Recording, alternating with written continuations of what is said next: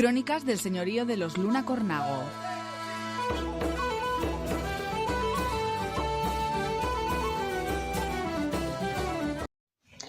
En esta segunda parte hablaré de la construcción del Palacio del Marqués, o los palacios, que fueron dos.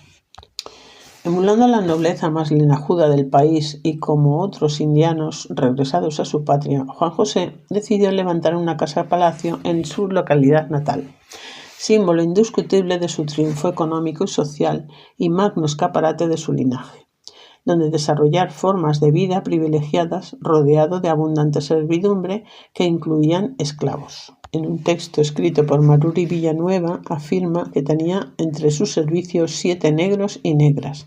En 1739 el segundo marqués de Casatorre, Juan José, y su hermano José dieron libertad al esclavo Antonio de San Francisco, de 27 años, negro de Angola, que habían heredado de su padre.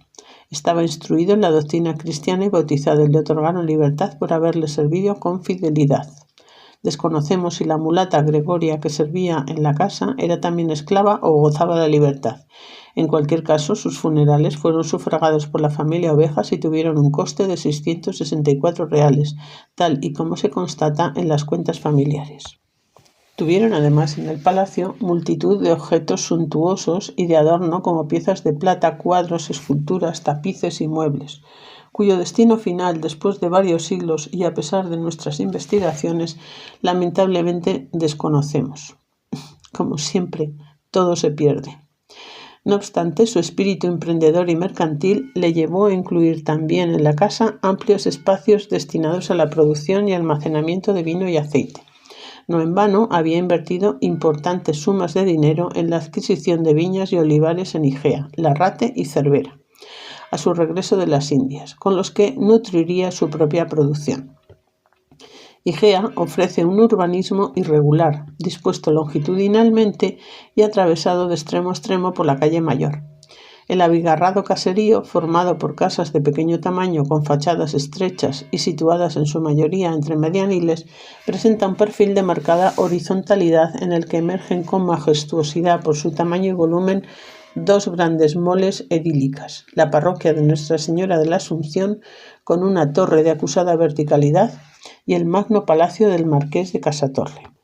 Aunque no hemos podido hallar ningún contrato de obras relativo a la construcción de este edificio, tenemos noticias de que se suscribieron documentos de esta naturaleza, pero desconocemos si se llegaron a oficializar ante notario. Varios protocolos notariales custodiados en el Archivo Histórico de La Rioja, así como otros documentos conservados en el archivo del Palacio Jauregia, en Irurita, en Navarra, propiedad del actual Marqués de Casatorre, nos han permitido recomponer su proceso constructivo y conocer con precisión los maestros que participaron en esta sobresaliente edificación señorial o nobiliaria de La Rioja dieciochesca. Sin embargo, la originalidad de sus trazas y sus peculiaridades nos impiden relacionarlo con otras casas y palacios, tanto nacionales como extranjeros, donde pudiera haberse inspirado su autor intelectual. El palacio fue levantado sobre una casa con corral y huerta, propiedad de Juan Francisco Ovejas, padre de Juan José. Dado que aquel terreno no era suficiente para desarrollar un proyecto constructivo de semejante magnitud, que incluiría una casa auxiliar contigua,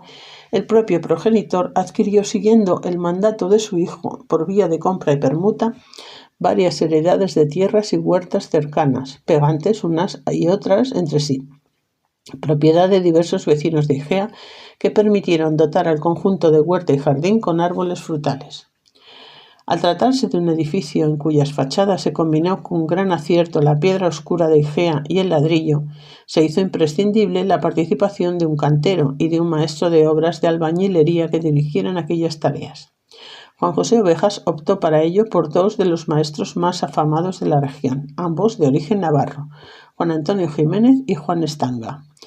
cuyos trabajos debieron de dar inicio en 1725. Era Juan de Estanga, un maestro de obras de cantería, vecino de Tudela, en Navarra, que el 16 de septiembre de 1728 realizaba una declaración sobre las obras realizadas en el Palacio de Igea y emitía la preceptiva carta de pago. Y así señalaba que ha corrido el otorgante hasta hoy con la fábrica de la casa de don José don Juan José Ovejas, vecino de la dicha villa, por lo correspondiente a toda la cantería que se ha edificado y trabajado en ella, por medio de los mancebos y los oficiales que ha tenido en su cuenta. Como detalle es decir que la casa con corral y huerta de Juan Francisco le había costado 9.650 reales de vellón, y todas las adquisiciones que realizó posteriormente para ampliar el solar ascendieron a 3.597 reales. Dado que todas aquellas propiedades eran de Juan Francisco, el padre, pero la construcción del nuevo edificio fue sufragada por su hijo, quedó posteriormente vinculado al mayorazgo principal. Una vez fallecido el primer marqués, fue necesario reembolsar a Juan Francisco la suma de aquellos importes, operación que se hizo a través de la entrega de diversos bienes. La escritura de fundación del mayorazgo en virtud de reales facultades a favor y cabeza de Juan José Ovejas, Loaísa y Valdés, marqués de Casatorre, su nieto. En dicha declaración que hizo Juan de Estanga, el cantero, continuaba señalando que Ovejas había cumplido todo lo que se le había estipulado y pactado desde la apertura de los cimientos, pagándole muy puntualmente, así los jornales que han devengado a los oficiales y mancebos como el otorgante sin que esto haya habido la menor demora. De donde se deduce no solo el entendimiento entre las dos partes, sino que también que Ovejas gozaba de suficiente solvencia económica y era buen pagador. El maestro finalizaba su declaración señalando que el futuro marqués le tenía satisfechos todos los sueldos, por lo que se comprometió a no volver a pedir más dinero y otorgó la perceptiva carta de pago. Estanga nos presenta a la luz de la documentación conocida hasta el momento como un cantero de gran prestigio en la zona de la Ribera de Navarra. Así lo atestigua su participación en 1723 junto al afamado maestro de obras Juan Antonio Marzal y Juan Lezcano en una de las grandes empresas arquitectónicas del barroco navarro, la capilla de Santa Ana en la entonces colegial, luego catedral de Tudela. A él se le encargó en 1723 la realización de todo su zócalo con la condición de traer piedra jaspeada de Ricla y negra de Igea, lo que a buen seguro le permitió conocer en profundidad aquellos materiales. Tras haber trabajado en el palacio del futuro marqués en Igea, donde volvió a emplear la conocida piedra oscura de la zona, todavía realizaría otras obras de relevancia como la torre parroquial de Cascante a partir de 1733, el pórtico de la catedral de Tarazona por aquellas mismas fechas y la iglesia turiasonense de San Atilano, patrón de la ciudad, ya en 1744, siguiendo en los dos últimos casos las trazas dadas por Fray Alberto Pina. De manera paralela, a Estanga debió de trabajar en el Palacio de Igea Juan Antonio Jiménez Romano, a quien quizás haya de adjudicar también las trazas del edificio,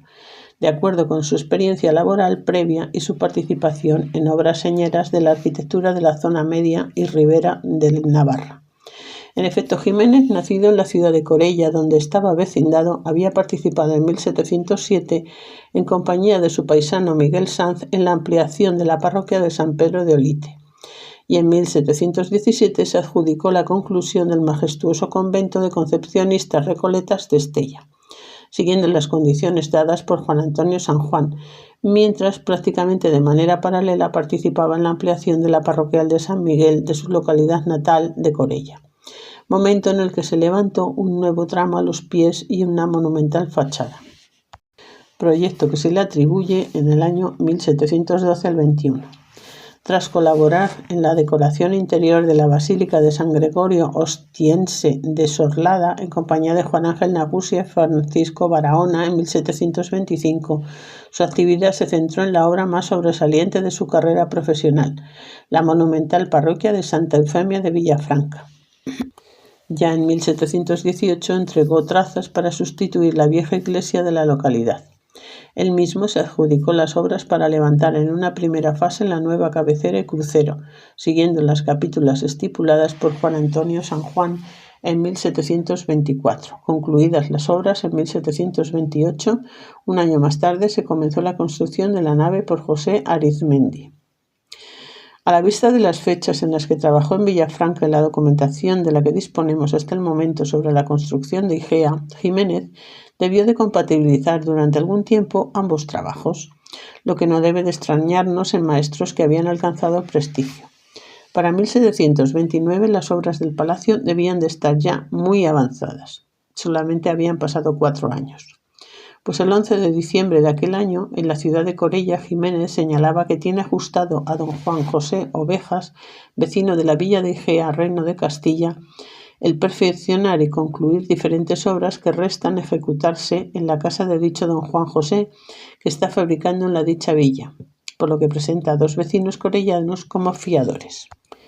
De acuerdo con este protocolo notarial, podría pensarse que otro maestro hubiera sido el encargado de desarrollar las tareas de albañilería hasta entonces. Sin embargo, nueva documentación, concretamente sus disposiciones testamentarias, nos indican que llevaba trabajando en el edificio nobiliario largo tiempo. En efecto, Jiménez falleció a mediados de 1730 en Igea, donde entonces tenía fijada su residencia en virtud de su trabajo para el marqués de Casatorre. Allí le sorprendió la enfermedad y poco después la muerte. Viéndose enfermo, otorgó en la localidad riojana sus últimas voluntades, ordenando ser enterrado con el hábito de San Francisco en la capilla del Santo Cristo de la Veracruz, en la parroquia de Igea. En una de las disposiciones de este testamento declaraba que tengo a mi cargo y cuidado la fábrica de la casa de dicho señor don Juan José de Ovejas por capitulaciones que los 2 tenemos celebradas, y llevándoseme Dios de este mundo es mi voluntad que respecto a lo que tenemos pactado se tase por mí trabajado hasta el día de mi fallecimiento por maestros alarifes, por cuyo efecto, teniéndose presentes las capitulaciones, nombro por mi parte a Juan Antonio San Juan, veedor de las obras del Reino de Navarra, natural de la ciudad de Pamplona, y a Juan Antonio Marzal, maestro alarife de la ciudad de Tudela. Se refería así a 2 de los maestros más señeros del momento, no solo en la Ribera, sino en todo el reino navarro. No en vano, a Marzal, por ejemplo, le debemos la magna escalera de la Casa Consistorial de Pamplona, hoy desaparecida, y la del Palacio del Marqués de Huarte en Tudela, y a San Juan, también el veedor de las obras del Obispado de Pamplona, las trazas de varias iglesias y basílicas de la capital de San Fermín o de la capital navarra. Ambos además eran frecuentemente solicitados para emitir informes, capítulas y condicionados convocados para la tasación de obras destacadas. Sirvamos como ejemplo la tasación de Juan Antonio San Juan, realizada en 1704 junto a Juan Martínez de la fachada de la Catedral de Calahorra. La llamada a San Juan y Marzal no debe de extrañarnos, por lo tanto, no solo debido a su fama, sino porque Jiménez conocía bien sus trayectorias y trabajo.